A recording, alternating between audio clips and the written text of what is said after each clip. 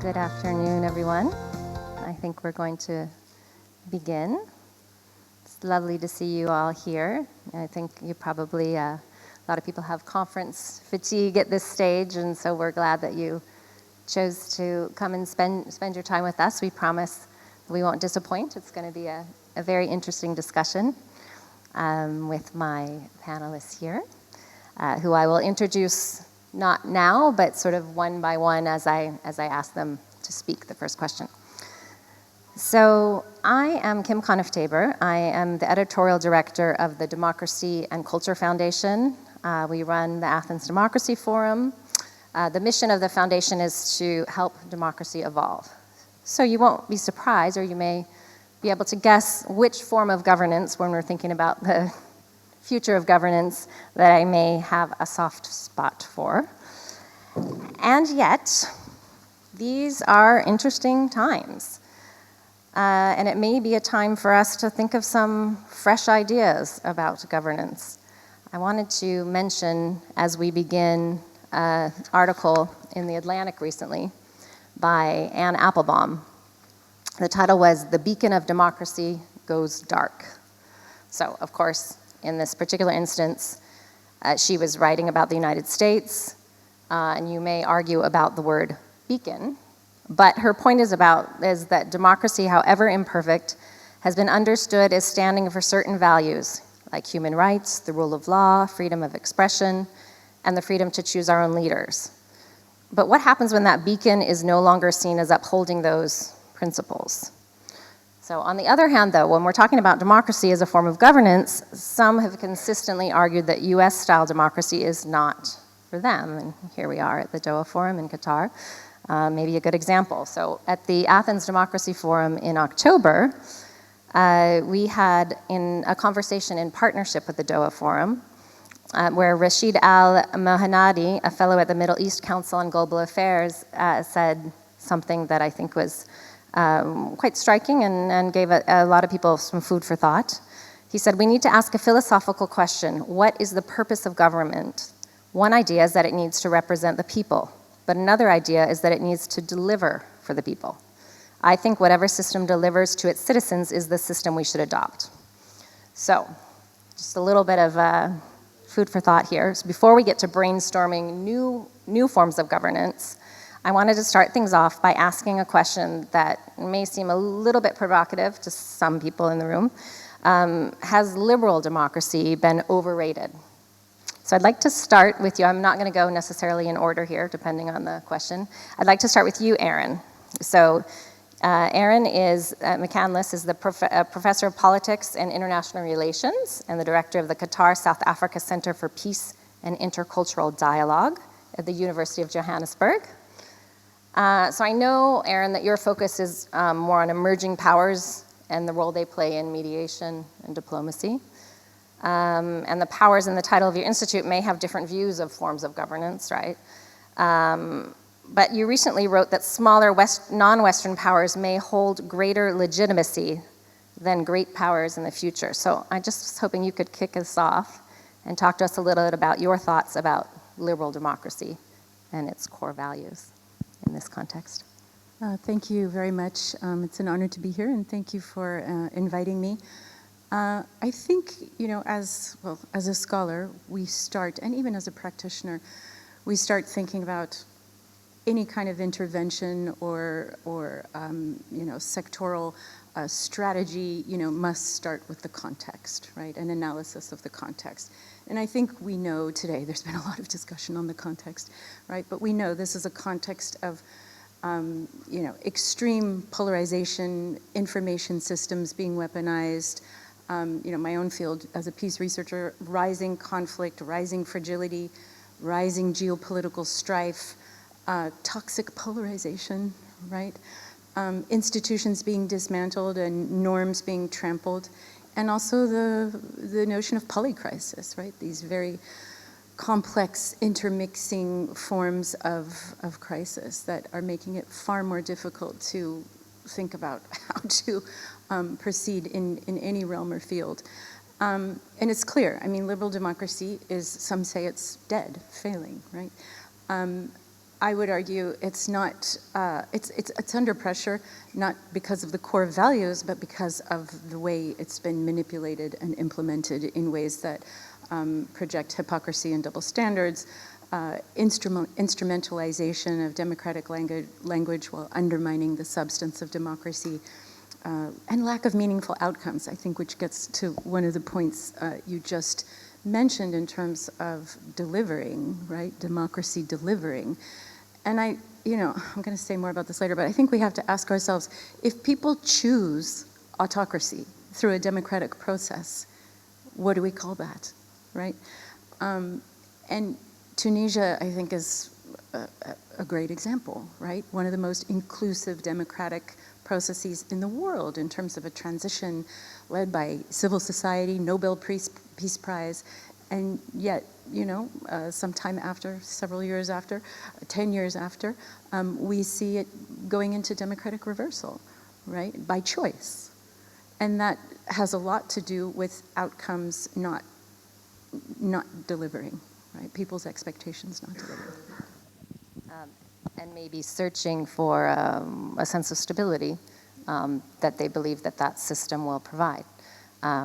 And I think we'll get into more of that. I know we'll get into that later with Namatai as well, who has a few things to say about that. Thank you for that. I want to move on for now to Yiwei. You're director of the Institute of International Affairs at Renmin University of China. And you come from a country, obviously, that traditionally has not, at least by some, been considered a democracy. And you've written recently that democracy has been hijacked by the West. So I was hoping you could talk a little bit about that, and also a bit about what you've written recently about respecting different forms of governance for the common good, especially those of the global South. So does that include liberal democracies in your mind? So it's sort of two questions rolled into one. Thank you. Thank you. Used to be Victor Gao to talk, but he left last night. I apologize for other emergent, so like the other panelists as well. So I appreciate this opportunity, and I'm the Yeoman Chair Professor of the European Union. So I start the European Union. I'm also the Vice President of the Xi Jinping Thought on the Socialism with Chinese Characteristics. So it's Xi Jinping and Yeoman, the Western and Eastern civilizations, harmony, coexistence in my business card. Okay, so it's my job. First, I'll talk about democracy. In Chinese, we talk about democracy is 民主 people, and make the decision. That's written with the People's Republic. My university, Renmin University, is a people's university. So before it's not people as the owner of our land, it's the servant of the emperor, right? So that's within the revolution, 1949. It's very remarkable of that. For instance, in China, why everybody, if you visit China, you're fantastic of the infrastructure, high-speed railway, more than 70%, right? Because in China, the land owned by the people, by the government, not private. So that's really easy to do this infrastructure. That's very important. South Africa, when I visited Namibia, many, they are not, even US, land is very rich, people owned. So not the whole people and the government. So back to the democracy. First, I remember the democracy is what are the people's choice. 1948, the Declaration, Universal Declaration on Human Rights, drafted by Americans according to the Declaration of Independence, which also borrowed from the French Revolution, that droit de l'homme, so that all the men are created equal. And then the Indian, Dr. Parashima, she changed, said all the men and women are created equal. And then one professor called Zhang Penchun from Nankai University, he changed it. All the men and women born equal, not created equal. If you think about the created, I'm not created by your God. We are not equal to you. So that's very important. Now, the first sentence, Universal Declaration of Human Rights, contribute by both Chinese, Indians, and also Americans. So now that's the, you can check the sentence of that. So in the eyes of China, democracy means that the people make the owner of the country. So that's very crucial. So in this regard, I think everybody knows China, we cannot use Google, Facebook, Twitter, Many people complain, oh, you guys cannot use that. You are not democracy. You are not freedom of speech. Because China said, Google can access to Chinese market. Only you can follow Chinese law. The Chinese Constitution, the first sentence says very clearly, if you read, what's the People's Republic of China is led by the Communist Party of China. So you should follow that constitution. And Google do not follow this, and then so that reason cannot access to China. So everywhere, everybody, should be localized in China. As the Chinese DNA, like Buddhism, my mother is a Buddhist, so Buddhism we learn from ancient India, so now Chinaized, right? Marxism, democracy, and then Mr. Democracy, Mr. Science. This is about enlightenment of China, all localized. So democracy is this Chinese understanding, now be the Chinese core values. Not just domestically, but even internationally. President Xi Jinping put forward also we need to build the whole human core values. Democracy, equality, all this is the common values of our human beings. So that's basically the people's understanding democracy in a different cultural meaning, but we all agree democracy is a core value, is a common value of human being. Thank you. Thank you.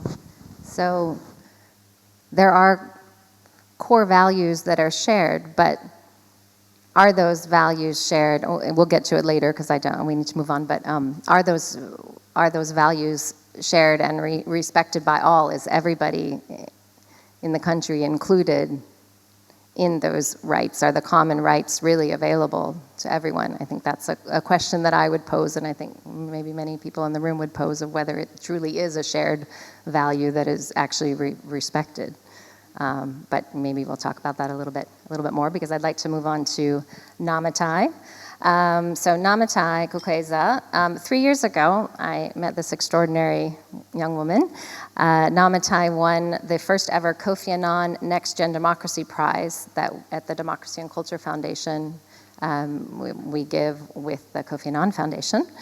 And it was pretty hands down that she was that we had, I don't know how many entries, hundreds of entries, and it was pretty clear that she was the front runner there.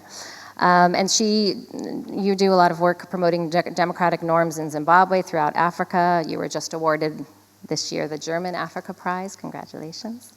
And you come from a nation, Zimbabwe, where you were fighting for very specific freedoms every single day. So I was hoping that you could kind of ground us a bit here and talk about democracy as a lived experience, and what are the freedoms that you're fighting for in this context. Okay, great, it's working. So thank you so much for that, Kim. I am going to just start by saying that the advancement of human possibility and the upliftment of the human condition and the human spirit is why governments should exist. So democracy in itself, if you talk about it, should not be premised around this idea of accumulation of power. It should be premised upon the advancement of human possibility and the upliftment of the human condition, and particularly the conditions of the citizens. And I am going to align myself with my colleague from China in the context of us being able to challenge the notion of westernized definitions of democracy, and particularly those impositions onto other cultures. The reality that I always argue is that even Western democracies are not the same. Culturally, traditionally, they're different. If you look at the United States, for example, there is a strong emphasis on individual rights, distrust of centralized authority, and a two-party system rooted in revolutionary history and frontier culture. You look at the United Kingdom, for instance, a constitutional monarchy with an unwritten constitution, which I've always found very intriguing, that is shaped by centuries of gradual evolution and aristocratic tradition. Right, that's the culture and tradition in the UK. You look at Germany, they have a federal, consensus-oriented parliamentary democracy, which evolved, of course, and is also shaped by the history of the post-World War era. You look at France, a republican model with a strong central state shaped by the French Revolution and their own traditions. You look at the Nordic states, these are social democracies. So these are all Western democracies, but they are different. They are different in culture. They have evolved differently, premised upon their own individual histories. And my question has always been to interrogate, why is that acceptable in the context of the West, but it cannot be acceptable in the context of Africa, and it cannot be acceptable in the context of Asia? Why is that only acceptable in the context of the West? So I think when we have said that we now need to move into Africa, and what would be the organic reality? It would be the organic reality that whatever conversations we have about democracy in an African context will also be connected to our history, which is a history of slavery and colonization. That has to be a part of that. It is also a history of our cultures and traditions. You know, we had our value systems. We had Ubuntu. You say that in Setswana, Ubuntu, or Hunu in Shona. Ubuntu, which Nelson Mandela spoke rigorously about, which emphasized human dignity, which emphasized that I am because you are. So we do have our own values, and I think that every civilization must be allowed this opportunity to authentically shape what democracy means to them, given their context and their history.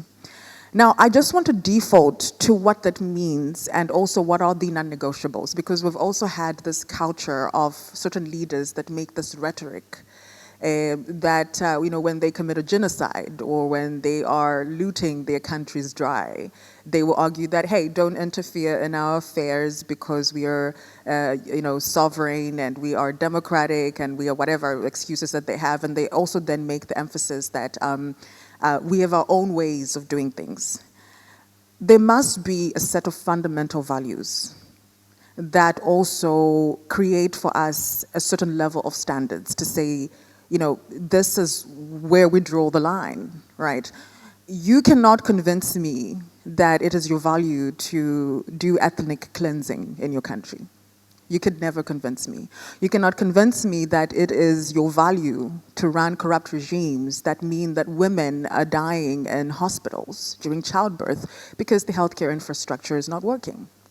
You cannot convince me that it is your value that your kids are not going to school, they cannot access good quality education because you have run the Ministry of Education dry such that you fail to deliver on fundamental basics, people's access to clean drinking water, people's access to healthcare, people's access to shelter. And then you want to argue that you are sovereign and you have values. So I do believe that we can explore when it comes to how power is divided, but there has to be a set of non-negotiables, which are basically rooted in this idea of advancing human possibility and uplifting the human condition. I'll stop here for now. Thank you so much, Namatai. So we will get back to that because I want to hear sort of everybody's vision for what concretely, that would mean. If we were to create or design either a new or maybe, as we've been talking about with Bruno, tweak or overhaul systems of governance, what exactly would that mean? But I hear what you're saying with the core values. There are some non-negotiables that for you need to be part of that. So Bruno, I'd like to have you help me zoom out a little bit, take a step back.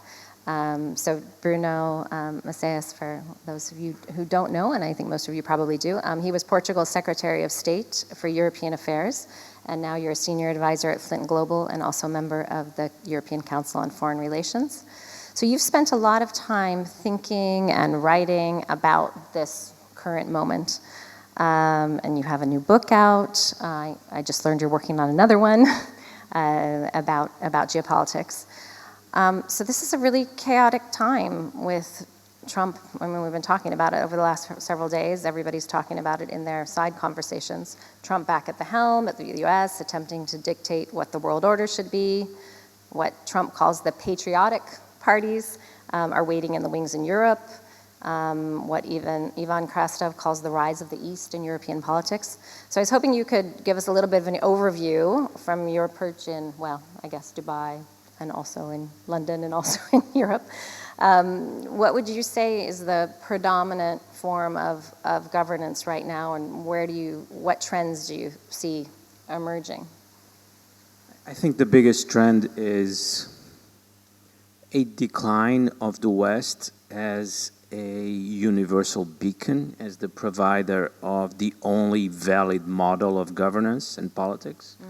I think very few people now take that seriously.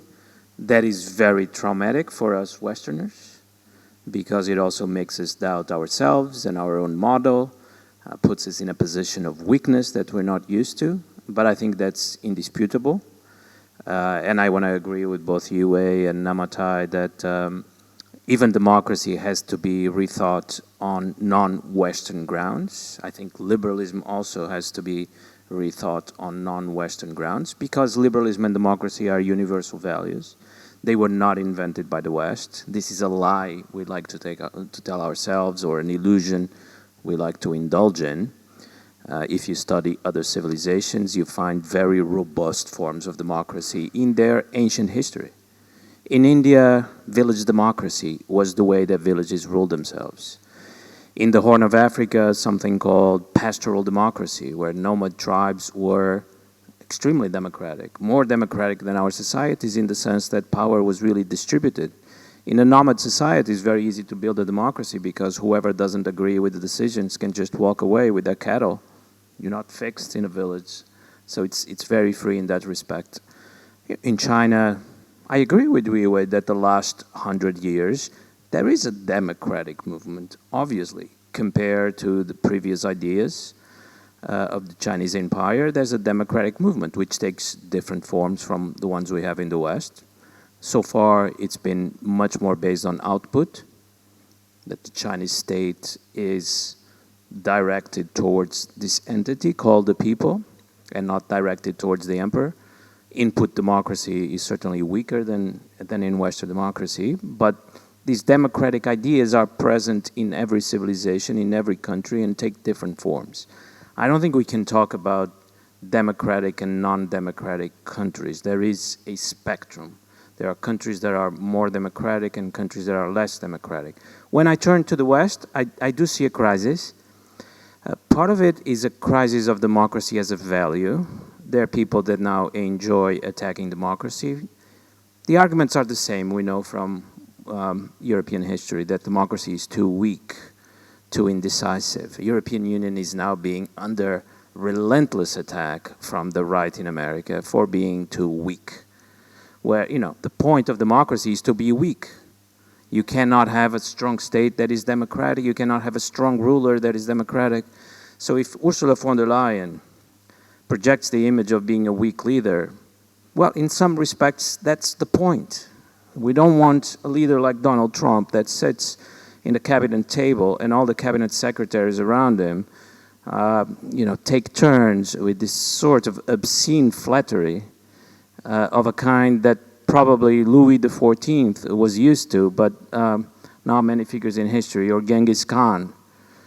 He now won the FIFA World Peace Prize, and I'm told that he will win the Footballer of the Year award next week.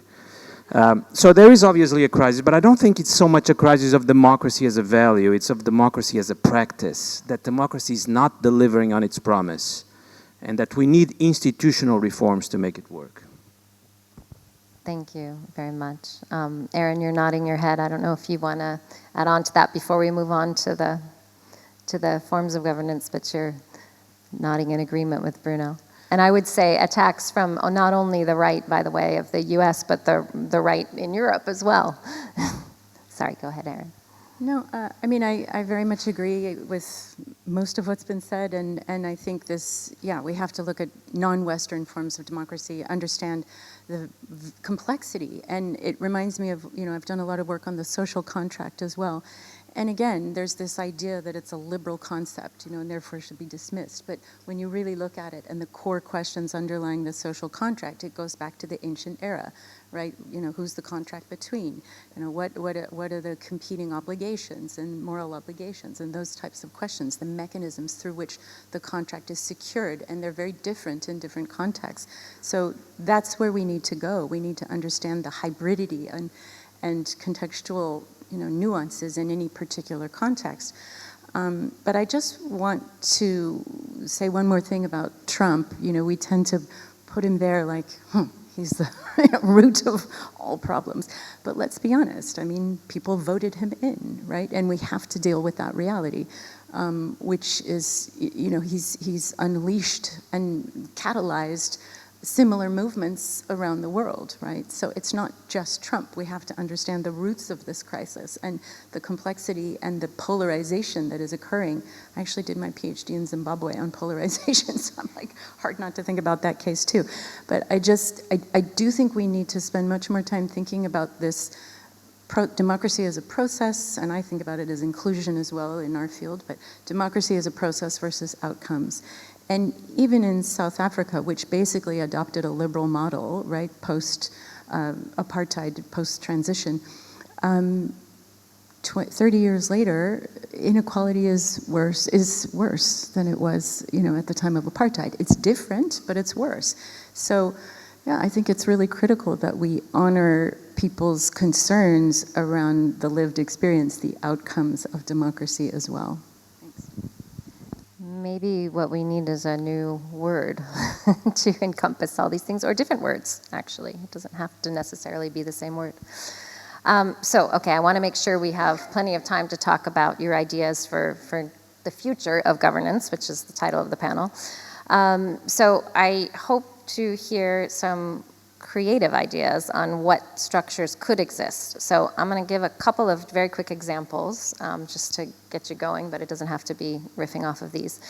So one concept that's been put forth by the Bruno Institute in a series of writings and a conference is that of planetary governance. So this is the idea for the creation of institutions, but also local networks, like networks between cities, et cetera, that go way beyond traditional states, but that think about the entire planet, meaning including ecological concerns. So having that at the core of every decision that's made. So they call that planetary governance. Another might be participatory governance. So maybe with digital platforms taking the lead, helping integrate citizens' opinions into every single decision. That's another idea that's out there, and that's actually not only out there, it's being practiced in some places. So it could be, your ideas could be about individual nation states or about global governance and the way that nations can work together, because we're kind of covering both at the same time, so you can choose. So Yiwei, I want to start with you. So you've written recently about China's Global Governance Initiative, and I won't do your entire quote, but you've said that global governance needs to be truly global, with all countries pursuing good governance together in the public's interest. So that sounds wonderful, but I'd say it's pretty idealistic. Can that work in practice with all of the challenges that we've been talking about with polarization and disagreement on the way things should be done, et cetera? What would you say to that? Indeed, the world suffered so many deficits. One of the deficits is a governance deficit. For instance, the United Nations established in 1945, only 51 members. China first signed in the Charter of UN, according to the Acrophate. But today, 193. Many new members, particularly in Africa, in India, so they are unfair. The thing about they're unfair, they are not represented enough in the United Nations. So first, we need to improve the representatives of the global South. Some people say it's not global South, it's a global majority, because majority people live in a global South. Second, there is authority of the United Nations. It's also be questionable. For instance, in Gaza, in Ukraine, the United Nations cannot make the decision. Even they have the resolutions, but they cannot solve this problem. How to reform and make it more authoritative. Thirdly, I think efficiency. So sometimes it's empty talking. Action. We need action.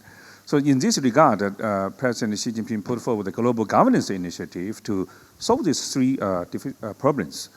Number one, we highlight the principles of the equality of sovereignty. This is the principle of the UN Charter. However, today, still more than 600 million people cannot have access to electricity, mostly in Africa, right? So when you talk about sovereignty, digital sovereignty, you don't have electricity. How can you talk about the, more than 1 billion without the access to the internet, right? So capacity equality, not just the principle or legal equality, that's very important. So that's the reason in the past 10 years, China built 100 of airports in Africa. 1,000 of the kilometers of the rail, and tens of thousands of the highways in Africa. Most of the electricity is because of China invest. So BRI, BRI projects. So number one, I think the equality of the sovereignty capacity is very important. For women also, right? When the online China, we have more than 1.2 billion netizens. So everybody use the cell phone, smart cell phone. We don't use currency anymore. So women and even people live far away from the cities, they can access to vote and then to buy, online buying, midnight even. So number one. Number two, I think multilateralism. So last year when I attended the Munich International Security Conference, Blinken said, either on the table or on the menu. I said, no, every country should on the table. Who on the menu? Problems in the menu. So we collectively listen to find the solution of that. About the governance, actually Chinese governance is more on the water governance. So who can governance to deal with the flood? And then you be the king. Huh? If the election, but somebody is disabled to do that, it's nothing, right? So it's very important. Like President Xi, he was the county level, and then the city level, and then the governor level, and then the vice president for decades, and then can be the president of China. We cannot choose some people immediately to be the president. This is remarkable, ridiculous. The governor, 1.4 billion people, right? Thirdly, I think it's most important also, we say follow the international law. Many Westerners say it's a rule-based international order. Well, of course, rule-based, but whose rules? Who set the rules? It should be the global majority of people set the rules, not some rich people set the rules, right? Like AI. So this year we have the DeepSeek. This is a revolution. Before the DeepSeek, Americans say this is open AI, but it's not true open. China always highlights the principles, open, free, of people access to AI use. DeepSeek, everybody can use free for free. So that's very important. Lastly, and most importantly, I think the people-oriented, as I mentioned, people, all the people, and then action. So not just empty talking. So that's a book very popular now in the US even. So China run by the engineering, and the US or the West run by the lawyer. Okay, rule of law now be the rule of lawyer. And if you pay more for that lawyer, and then you have more justice. Thank you. Thank you for that. So a lot to chew on there. But sovereignty, equality, multilateralism, these are all the things that you would think should be included in the future of governance. So Bruno, I'm going to go back to you.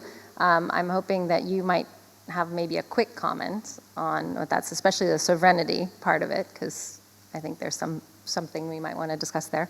But also technology, because the new book is about the technological revolution, and you arguing that the spaces of interaction now for world politics are moving from the territorial to virtual spaces. So maybe we can talk a little about that. I think the challenge of democracy now is, above all, how to democratize technology.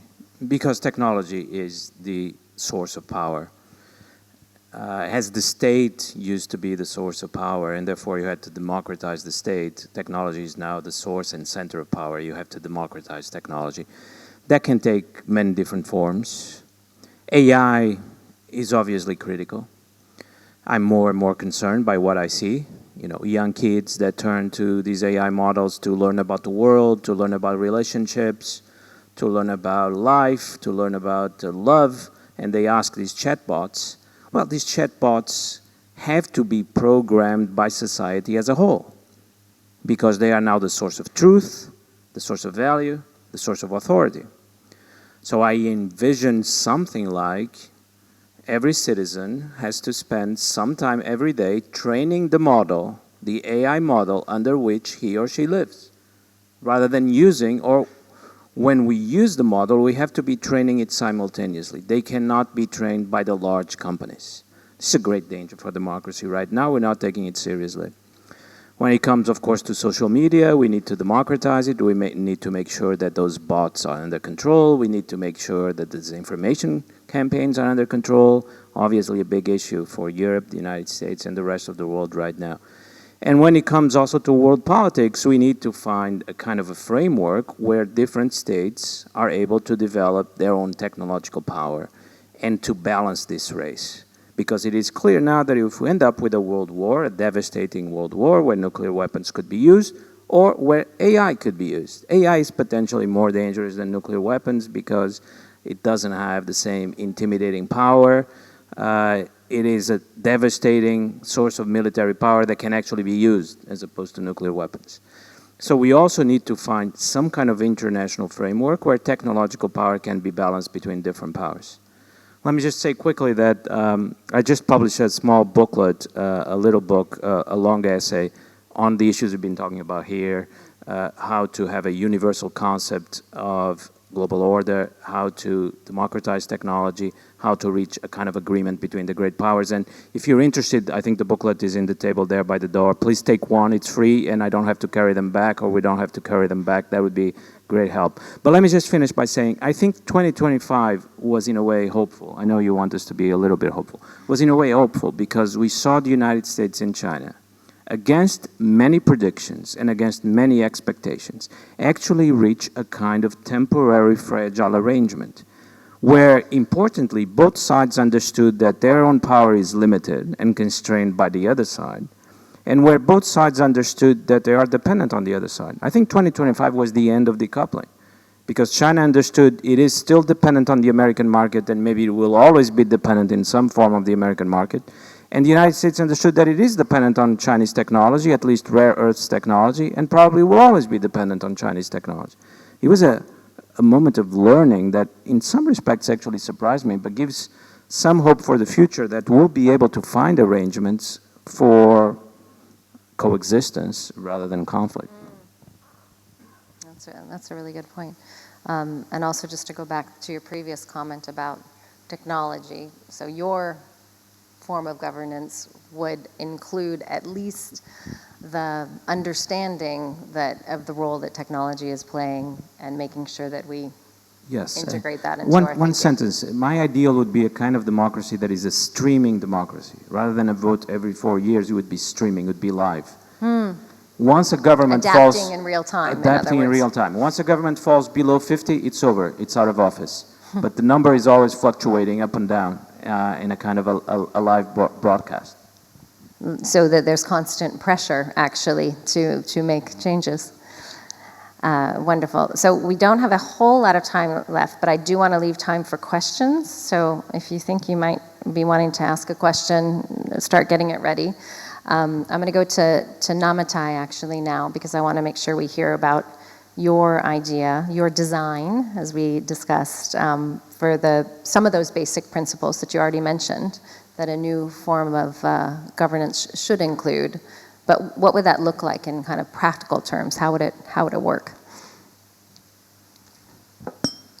Okay, so I would say that I just wanted maybe to depart from I think things that we need to be concerned about, even as we think about this new model, there's new models of democracy and what it would look like. I think we might need to be a little bit careful, and I always warn about this, bunching democracy with neoliberal economics. I'm always quite sensitive about that.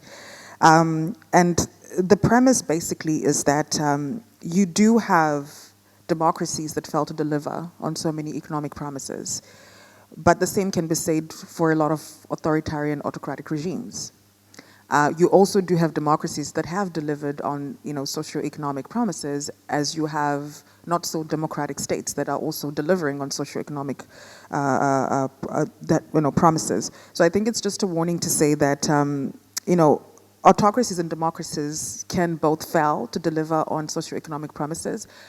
The difference is democracies will be transparent about it. Autocracies will run propaganda to cover up or to hide that they're not delivering.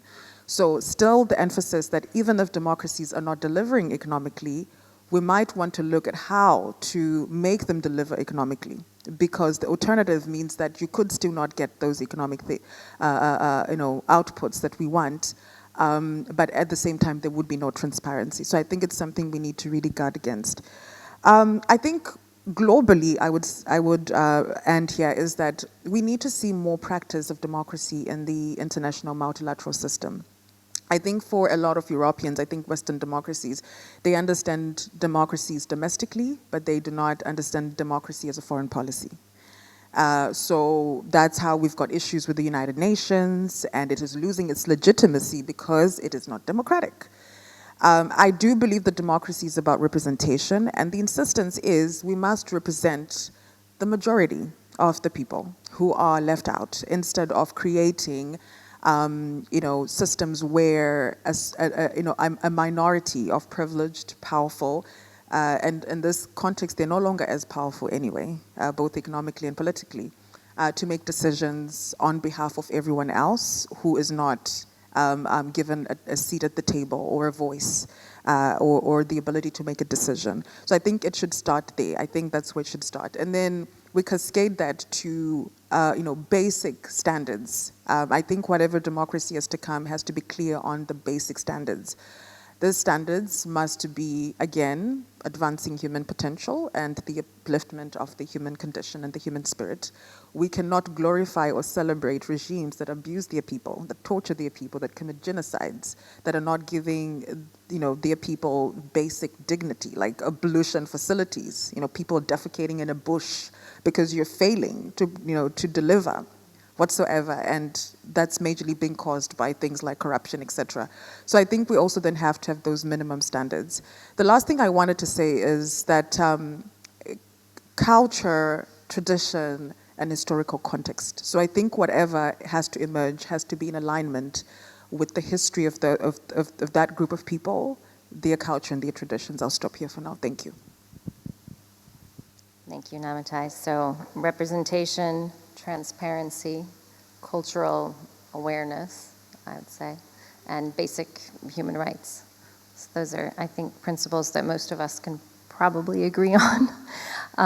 I want to take some questions from the audience, but then get ready, panelists, because you're each going to have one sentence. Well, Bruno, you already kind of did yours, but you can do it again. A positive sign you see that we could hopefully give us a little bit of hope to get us out of the quagmire that we're all in this current chaotic system. Okay, so I'll take that gentleman in the front here. I don't know if there's microphones, or maybe you can just, there is a microphone. Right here in the front. Right here in the front, yeah. We'll probably just have time for 2, maybe questions. Okay. Hi. And please make it a question and not a statement. Yes, it's a question. Hi, and thank you so much for the pleasure of this session. The question is, when we're discussing democracy, every time you're trying to come up with a different alternative, you're still starting from the promise of democracy. So it's still starting from marketization, liberalization, elections, etc. Is it better to change the term or reinvent the term, or to amend it or redefine it? Thank you. Good question. Does somebody, I think we can, let's answer quickly and then I'll take another one. I think it's better to do it that way. Do you want to take that? We do innovate the whole process of the people's democracy, from the input, process, output, all democracy. Anyone else want to venture an answer? Erin? New term or kind of redefining the term? Well, I don't know if I have the term, but I think we need to engage the hybridity and not the dichotomy of democracy versus autocracy. We have to look into that hybridity, and how it manifests in different contexts. Thank you. Okay, let's take another question. Let's take the gentleman here who had the microphone in the beginning. He was ready to go. Thank you very much. Alistair Burt, former Middle East Minister for the United Kingdom. We had a great socialist democrat in the United Kingdom called Tony Benn, and he enunciated 5 key questions for democracy. Firstly, what power do you have? From where do you derive that power? In whose interests do you exercise your power? To whom are you accountable? And above all, how do we get rid of you? Does the panel think that if you can't answer all those questions, particularly the last one, whatever you may be, and you may be perfectly legitimate, but you're not a democracy? Yeah, if you can just stay forever, how can it be a democracy? I agree with the 5, but maybe we need a 6th. What is power for? This is also part of the crisis of democracy today, that people ask the question, what is the ultimate value of human society, of human life? What do we have all this power for? And usually the answer is we don't know, and that's not satisfying. And that is dangerous for democracy, because if someone comes along and says, I know, he tends to get a lot of attention. Absolutely. Okay, we'll take one more. The woman in the back here. Yeah. And this will be the last one, because we're already actually over time. Oh, yeah, thank you so much. This was great. So in terms of democracy, there's always a lot of focus on elections and parliaments, because as the only form of democracy. But in theory, it's actually quite easy to find 600 people backed by business or nefarious actors to sit in a parliament. What about institution building, civil servants? Because that's really the backbone of democracy. It's bureaucracy, but it's the backbone. And what more can we do for our civil servants? So the question is, what more can we do? Yeah, strengthen institutions. Institutions rather than one iconic leader. Anyone want to take that? Institutions? Go ahead. Suggesting to institutional reform of the United Nations, because this is 80 years anniversary. We learn from the United States, so you have 2 chambers, right? The Senate and the House of Representatives. Today's UN is just Senate, represents the member states. But we need to represent the people, the House of Representatives of the UN. So that's the reason presidency also preferred the Committee of the Shared Future, maybe that 2 chambers more to constrain the veto power to use. If the majority of the Great Assembly and then can veto of the veto power. So that's maybe make it more democratic for the international relations. Thank you. So the interplay between the different systems. Okay, we're not going to take any more questions. We're over time, as I said, but I want one sentence from each of you, one sentence, some sort of positive, even if it's just the tiniest little ray of hope that you see. So let's start with you, and we'll just go down the line here. Or actually, because you just spoke, why don't we start with Erin, and then we'll... My hope or extreme interest is in seeing what happens in New York, between New York and Washington, or federally in the state, right? I think Mamdani has illustrated, just an incredible. He's mobilized hope. He's mobilized action, and again, it's this hybridity. How can we look into that hybridity? And not that I trust Trump being an honest broker, but it'll be very interesting to see how that very different ideological visions are negotiated. Thanks. Thank you. Why don't we go to Yiwei now, and then we'll go, that way we can just go down the line. We need a human renaissance. Let the drops do the drops. Human to be the human. Like Elon Musk said, what does the human being mean? Human being in the future means today's physical life, AI, and the digital life. China actually has drafted a law on that. So we have the Global AI Governance Initiative. Tomorrow will be established an organization in Shanghai. And last year, this year also in Beijing, we have the ROPS, Olympic Games. So tomorrow we'll talk about the AI also be part of our human rights. Human renaissance. Okay, Namatai. One positive thing that I have is definitely my unwavering belief and faith in young people. I think that they are refusing to accept the world as it has been given to them, and they are choosing to explore the power they have to change it, and particularly the power to pursue their human potential and their insistence that these conditions that they find themselves under, which are indignifying and do not give them opportunity, they are refusing to accept systems that continue to breed and manufacture human misery. So that is my faith, young people. Thank you. Thank you. Okay. And Bruno, can you drive it home? I know this is not a comfortable place for you to think about. No, I already had a hopeful note.